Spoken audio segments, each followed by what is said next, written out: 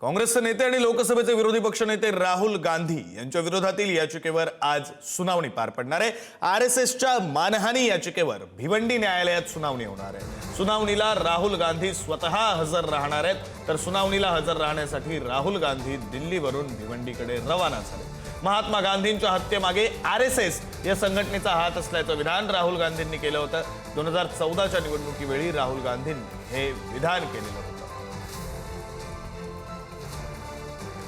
Fresh जामीन देणं आहे, कारण का अगोदरचे जे जामीनदार होते शिवराज पाटील साहेब ते एक्सपायर झाल्या कारणाने क्रिमिनल प्रोसिजर कोडच्या अनुषंगाने नवीन जामीन देणं बंधनकारक आहे। ते स्वतः भिवंडी न्यायालयात हजर राहून एक फ्रेश जामीन आम्ही देत आहोत आणि सदरची ही जी मानहानीची केस आहे ही सुनावणीसाठी नेमलेली आहे।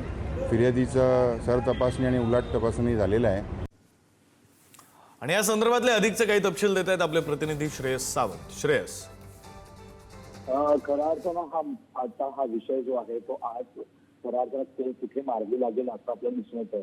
मात्र जसं विक्रांत सांगितलं की लोकसभा निवडणूक 2014 मध्ये भिवंडीच्या प्रचार सभेदरम्यान राहुल गांधी यांनी वक्तव्य केलं होतं, त्याबाबतची ही केस आहे। राहुल गांधी आता दिल्लीवरून निघाले, ते कुठल्याही क्षणी मुंबईत पोहोचतात आणि मुंबईवरून ते थेट एअरपोर्टवरून बाहेरवर ते भिवंडीत जातील। या सगळं प्रकरण बघितल्यानंतर खऱ्या अर्थानं आपण बोलू राहुल गांधी हे खऱ्या अर्थानं आज कोर्टात उभे राहणार आहेत। त्यामुळे कुठे ना कुठे वेगळा विचार पण असेल आणि त्यासोबतच काँग्रेस आपली ताकद आता कशी काय दाखवेल या सगळ्या दरम्यान त्याकडे पण त्यांचं असेल।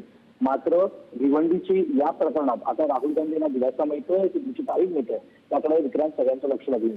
या सगळ्या बाबत बघितलं गेलं तर 2014ची ही पूर्ण प्रकरण आहे, त्याच्या एका वक्तव्यावर या सगळ्या गोष्टी घडलेल्या आहेत। त्यामुळे राहुल गांधी आज बाहेरून प्रसार माध्यमांकडे काय वक्तव्य करतायत त्याकडे सगळ्यांचं लक्ष लागलंय। विक्रांत, धन्यवाद श्रेयस दिलेल्या या सगळ्या माहितीसाठी।